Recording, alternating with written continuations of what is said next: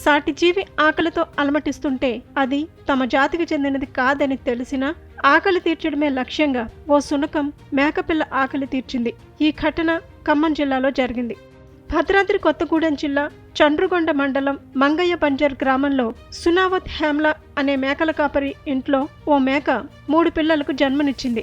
అతని పెంపుడు శునకం కూడా ఇటీవలే పిల్లలకు జన్మనిచ్చింది. హేమ్లా తన మేకలను రోజు మేతకు తోలుకుపోయేటప్పుడు ఈ శునకాన్ని మేకలకు కాపలాగా తోడు తీసుకెళ్తుంటాడు. అలా మేకలతో ఈ శునకానికి స్నేహం కుదిరింది. ఈ శునకం రోజు మేకలతో పాటు మేతకు వెళ్లి వాటికి రక్షణగా ఉంటుంది. ఈ క్రమంలోనే ఓ మేక పిల్లలకు జన్మనిచ్చింది.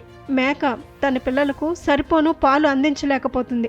అది ఆ మేకల కాపరి గమనించలేదు. కానీ ఎప్పుడూ మేకల వెంటే ఉండే శునకం అది పసిగట్టింది. మేకపిల్లలు ఆకలితో అలమటిస్తుంటే వాటికి శునకం పాలిచ్చింది.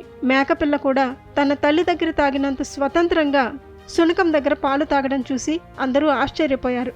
జాతి భేదం లేకుండా మేకకు పాలిస్తున్న శునకాన్ని చూసి ముగ్ధులయ్యారు. ఈ ఘటనకు సంబంధించిన వీడియో సోషల్ మీడియాలో వైరల్గా మారింది.